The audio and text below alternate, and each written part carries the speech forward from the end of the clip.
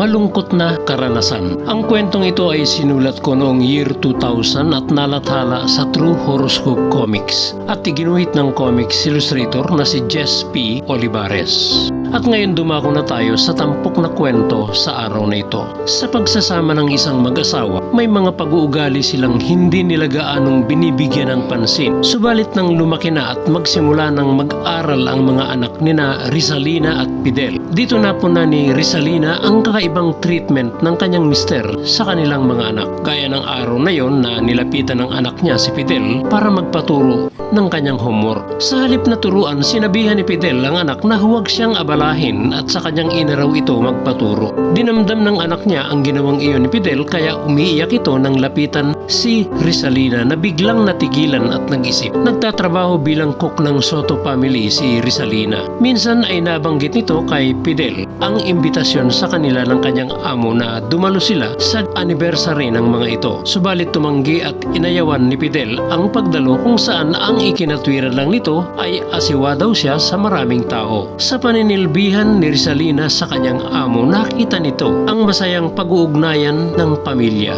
Gaya ng araw na yon na ipinagmamalaki ng mga anak ng kanyang amo sa kanilang daddy at mommy ang mataas na markang nakuha nila sa kanilang klase. Tuwang-tuwa naman si Mr. Soto sa narinig at ipinagmalaki pa nito na kaya nakakuha ng mataas na marka ang kanilang anak ay dahil silang mag-asawa ang tutor ng mga ito. Nagsigawan naman sa tuwa ang dalawang bata nang sabihin ni Mr. Soto na ibo-blow out nila ang mga ito. Ganitong treatment o concern sa mga anak ang hindi nakikita ni Rizalina na ipinadarama ni Fidel sa kanilang mga anak. Bagay na nabanggit at naihinga ni Rizalina sa kanyang among si Mrs. Soto. Sinabi ng amo ni Rizalina na kung may nakikita raw itong problema sa inuugali ng kanyang mister, pagbalikang tanaw daw nito ang kabataan ni Fidel at dito raw niya malalaman ang kasagutan. Ayon kay Mrs. Soto, sa paglilihi pa lang raw ng isang ina hanggang sa pagpapasuso sa sanggol ay napipick up na raw ng bata ang emosyong taglay nito kung saan ito ang nadidevelop sa kanyang paglaki at pagtanda. Sinabi nitong baka raw hindi nakadama ng pagmamahal at pagmamalasakit si Fidel sa kanyang mga magulang. Mga bagay nga itong napapansin ni Rizalina sa kanyang mister na madalas niyang nakikitang nag-iisip sa kanyang pag-iisa. Ayaw naman niyang uriratin si Fidel tungkol sa nakalipas nitong buhay hanggang makilala niya si Aling Pinang.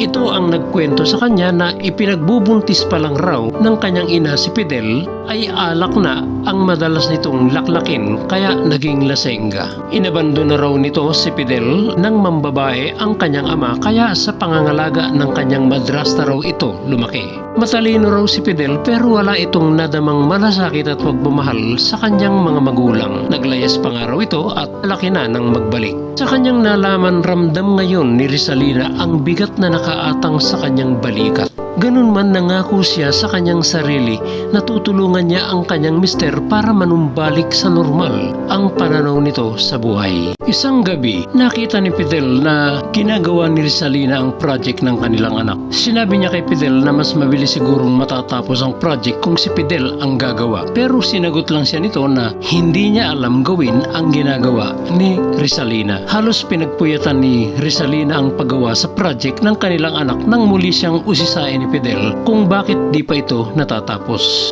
Sinabi ni Rizalina na kawawa naman daw ang anak nila kung hindi iyon maipapasa bukas. Binanggit rin ni Rizalina na hindi raw ba ipinagmamalaki ni Fidel ang kanyang anak kung saan nagmana raw ito ng talino sa kanya at napupuri ng kanilang guro. Nagulat na lang si Rizalina nang lapitan siya ni Fidel at sinabing matulog na siya at siya na raw ang tatapos ng project ng kanilang anak. Sinadya rin ni Rizalina na bumili ng mga poster ng masasayang pamilya at idinidikit sa kanilang dingding.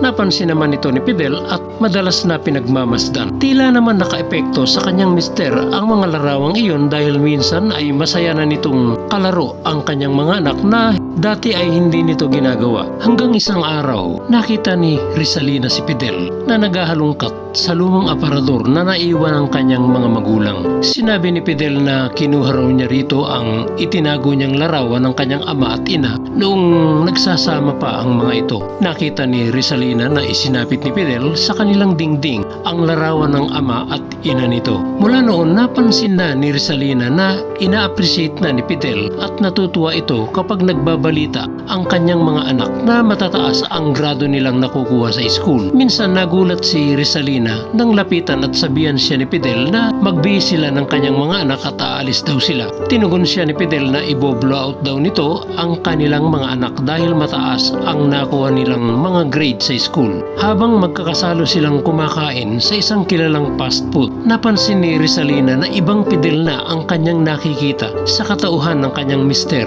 habang masayang nakikipag-uusap sa mga anak. Para kay Rizalina, isa itong mission accomplished. Nagawa niyang tulungang magbago ang pananaw ng kanyang mister at talikuran nito ang alaala ng kanyang malungkot na karanasan sa panahon ng kanyang kabataan.